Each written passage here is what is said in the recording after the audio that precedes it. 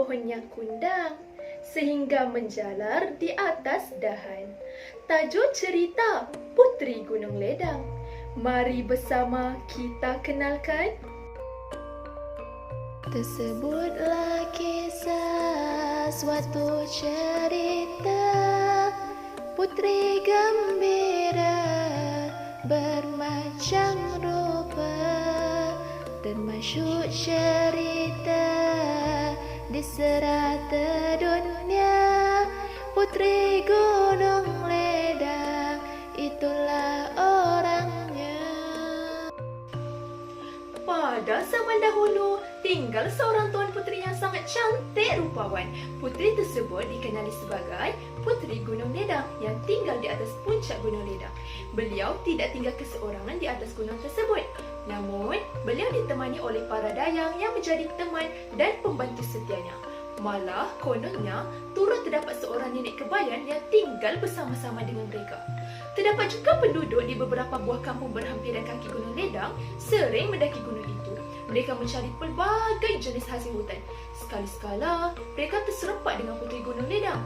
Ini kerana Puteri Gunung Ledang sering memberikan pertolongan apabila mereka tersesat jalan atau ditimpa kesusahan. Oleh itu, nama Puteri Gunung Ledang menjadi sebutan dan termasyhur di mana-mana. Kemasyhuran Puteri Gunung Ledang yang terkenal dengan kejelitaannya itu telah sampai kepada pengetahuan Sultan Mahmud Shah yang sedang memerintah di negeri Melaka. Maka timbullah hasrat dalam hati baginda untuk menjadikan Puteri Gunung Ledang sebagai permaisuri hatinya. Sultan Mahmud Shah memaklumkan hasrat itu kepada sekalian pembesarnya. "Beta mahu kalian pergi mencari Puteri Gunung Ledang," kata Sultan Mahmud kepada para pembesarnya. Terkejutlah para pembesar baginda apabila mendengar kata-kata tersebut. Namun, masing-masing hanya berdiam diri kerana tidak berani menegur kehendak Sultan Mahmud. Malah, Datuk Bendahara juga tidak berani untuk bersuara. "Bukanlah mudah untuk mencari Puteri Gunung Ledang itu kerana bukan semua orang bertuah dapat bertemu dengannya," fikir Datuk Bendahara dalam hatinya. Namun, apalah daya bagi Datuk Bendahara. Beliau tahu Sultan Mahmud sangat bengis dan pantang dihalang segala kehendak hatinya. Jika ada sesiapa yang ingkar, mautlah padanya. Mahu tidak mahu, terpaksalah beliau memilih dan menentukan beberapa orang daripada kalangan pembesar istana untuk pergi mencari dan meminang Puteri Gunung Ledang. Datuk Bendahara memilih Tun Mamat sebagai ketua dan beliau juga memilih Datuk Sang Setia untuk turut serta dalam rombongan itu. Beliau berharap Datuk Sang Setia sebagai seorang yang berpengalaman luas dapat membantu Tun Mamat. "Beta mahu Datuk Lesmana Tun Tuah turut pergi bersama-sama," titah Sultan Mahmud. Terkejutlah Datuk Bendahara mendengar titah itu. Beliau sengaja menitahkan Laksmana Hang Tuah supaya tidak turut serta dalam rombongan tersebut kerana tidak ingin membebankannya dengan sebarang kerja berat lagi. Lebih-lebih lagi, Laksmana Hang Tuah pada ketika itu sudah sangat berusia dan uzur.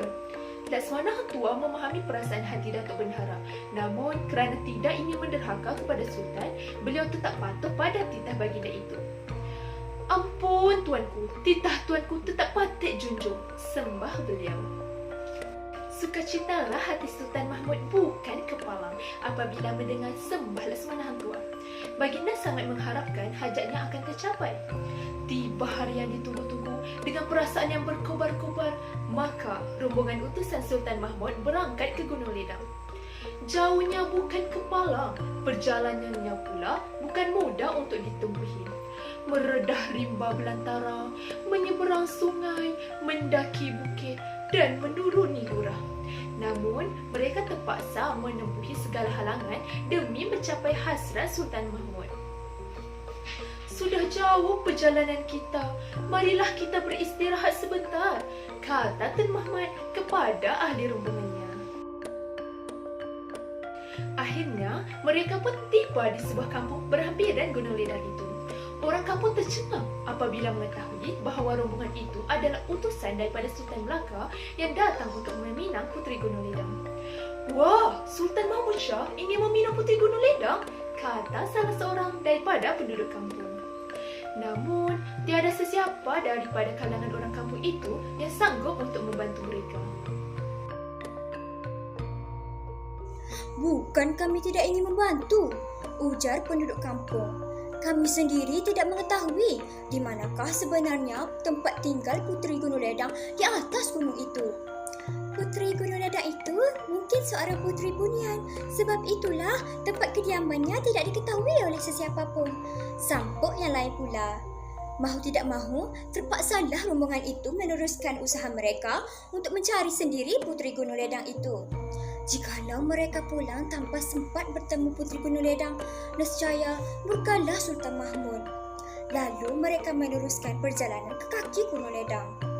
Tiba di kaki gunung itu, mereka berehat seketika. Laksamana Hang Tuah sangat kepenatan kerana usianya sudah lanjut tua. Begitulah juga halnya dengan Datuk Sang Setia. Oleh kerana keletihan, Laksamana Hang Tuah lalu menyuruh Tun Mamat dan pengikut-pengikutnya untuk meneruskan usaha mereka untuk mencari Puteri Gunung Ledang. Pergilah orang kaya Tun Mamat bersama-sama dengan yang lain lagi untuk mencari Puteri Gunung Ledang. Biarlah hamba dan Datuk Sang Setia menunggu di kaki gunung ini sahaja. Baiklah, kami menurut perintah, kata Tun Mamat. Tun Mamat patuh kepada arahan Laksamana Hang Tuah. Beliau bersama-sama beberapa pemuda lain meneruskan usaha mendaki Gunung Ledang. Berbagai kesukaran yang ditempuhi oleh mereka sepanjang pendakian itu. Malah banyak pula perkara ganjil yang ditemui oleh mereka.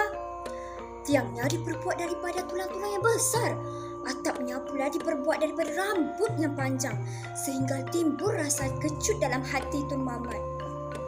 Tun Mamat terkejut kerana berpuluh-puluh orang gadis cantik tiba-tiba datang mengelilinginya. Tuan hamba ini datangnya dari mana? Salah seorang gadis itu menegur Tun Mamat. Tun Mamat segera menjawab, hamba ini orang Melaka, datang ke sini untuk bertemu dengan Puteri Gunung Ledang. Seorang nenek kebayan keluar dari tempat kediaman yang ganjil itu. Lalu dia bertanyakan hajat Tun Mamat. Apa hajat hamba datang kemari? Tanya nenek kebayan kepada Tun Mamat. Lalu Tun Mamat menjawab, patut diutuskan oleh Sultan Mahmud untuk meminang Puteri Gunung Ledang menjadi permaisuri hati baginda. Oh, baiklah. Patih akan bertanyakan kepada Tuan Puteri Gunung Ledang sama ada dia bersetuju atau tidak untuk menjadi permaisuri Sultan Melaka, ujar nenek kebayan. Dia segera berjalan masuk ke dalam tempat kediaman itu semula. Tidak lama selepas itu, nenek kebayan muncul semula. Dia segera memberitahu Tun Mamat bahawa Puteri Gunung Ledang bersetuju untuk menjadi permaisuri Sultan Melaka sekiranya Sultan Melaka dapat memenuhi semua syarat-syarat yang dikehendaki. Apakah syarat-syarat peminangan itu? Tun Mamat ingin tahu. Nenek kebayan menjelaskan, syarat-syaratnya ialah Sultan Melaka hendaklah membina sebuah jambatan emas dan sebuah jambatan perak dari Melaka ke Gunung Ledang ini. 7 tempayan berisi emas dan 7 tempayan berisi perak, 7 tempayan air pina muda dan 7 tempayan air mata, 7 dulang hati nyamuk dan 7 dulang hati kuman, serta semangkuk darah Sultan Melaka dan semangkuk darah putera Sultan Melaka. Beliau terkejut mendengar segala syarat-syarat peminangan itu, serta beliau tidak mampu berkata apa-apa. Berdasarkan syarat yang ditetapkan itu, Tun Mamat dapat menduga bahawa Puteri Gunung Ledang tidak berkenan untuk menjadi permaisuri kepada Sultan Melaka. Puteri Gunung Ledang tidak tergamak untuk menolak peminangan itu dan sengaja meminta syarat-syarat sedemikian agar Sultan Mahmud tidak berkecil hati. Tanpa berlengah lagi, Tun Mamat segera turun ke kaki Gunung Ledang. Laksamana Hang Tuah dan Datuk Sang Setia masih menunggu di situ. Tun Mamat segera menceritakan kisah yang dialaminya itu kepada Laksamana Hang Tuah. Orang kaya dapat bertemu sendiri dengan Puteri Gunung Ledang itu? Laksamana Hang Tuah bertanya Tun Mamat. Tidak, jawab Tun Mamat. hamba hanya berpeluang bertemu dengan nenek kembayan sahaja. Nenek kembayan itulah sebenarnya Puteri Gunung Ledang. Dia sengaja menyamar menjadi seorang perempuan tua, ujar Laksamana Hang Tuah. Termenunglah Tun Mamat sejenak setelah mendengar kata-kata Laksamana Hang Tuah itu. Tun Mamat sama sekali tidak menyangka bahawa beliau rupa-rupanya telah bertemu dengan Puteri Gunung Ledang itu. Kalaulah hamba tahu nenek kembayan itulah sebenarnya Puteri Gunung Ledang, niscaya hamba akan tangkap dan bawa pulang ke Melaka, kata Tun Mamat dengan rasa kesal. Laksamana Hang Tuah dan Sang Setia tertawa mendengar kata-kata Tun Mamat itu. Mereka segera berangkat pulang ke Melaka. Tiba di Istana Melaka, mereka segera menghadap Sultan Mahmud. Tun Mamat lalu menceritakan akan segala peminangan yang telah ditetapkan oleh Puteri Gunung Ledang kepada Sultan Mahmud. Terpegunlah Sultan Mahmud mendengar segala syarat peminangan itu. Malah sekalian pembesar turut terkejut setelah mendengar kata-kata Tun Mamat itu.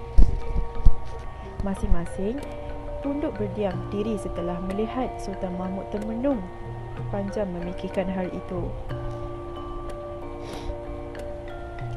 Hanya Laksamana Hang Tuah dan Tun Mamat saling berpandangan. Mereka mengetahui tujuan Puteri Gunung Ledang sengaja menetapkan syarat sedemikian untuk menolak secara halus peminangan itu agar tidak mengecilkan Sultan Mahmud Melaka. Lamalah Sultan Mahmud berdiam diri, termenung panjang kerana tidak menyangka akan demikian rupanya syarat peminangan yang ditetapkan oleh Puteri Gunung Ledang itu.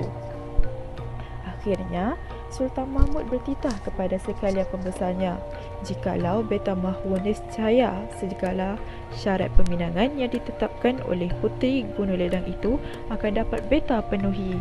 Akan tetapi, syarat semangkuk darah putera Sultan Melaka tidak sanggup beta penuhi semata-mata untuk berkahwin dengan Puteri Gunung Ledang. Legalah hati para pembesar setelah mendengar kata-kata Sultan Mahmud itu. Pada mulanya, mereka menyangka Sultan Mahmud tentu akan sanggup berbuat apa sahaja untuk mencapai sebarang cita-citanya.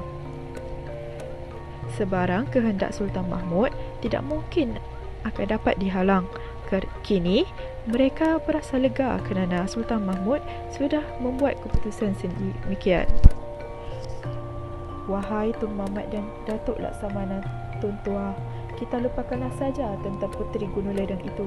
Tidak perlulah dia menjadi permaisuri Melaka. Biarkanlah dia tetap tinggal di atas puncak Gunung Ledang itu, ujar Sultan Mahmud. Tun Mamat, Laksamana Hang Tuah, Datuk Sang Setia dan Datuk Bendahara tersenyum panjang. Sejak itu, tiadalah lagi Sultan Mahmud menyebut nama Puteri Gunung Ledang.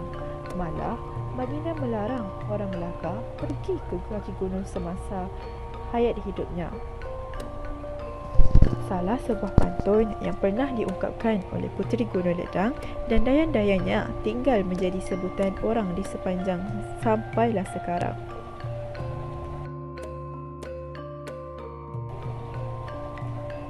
Dang nila memangku puan, lemak sisik ikan berdada. Adakah gila bagimu tuan, burung terbang dipipiskan lada?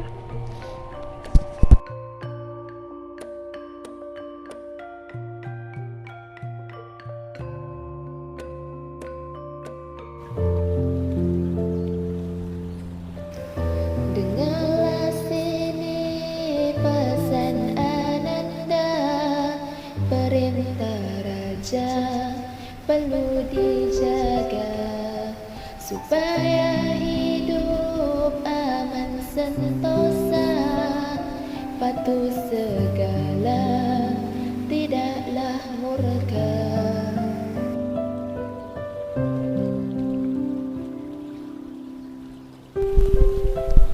Marilah kita duduk berunding, lebih dan kurang jangan dibanding.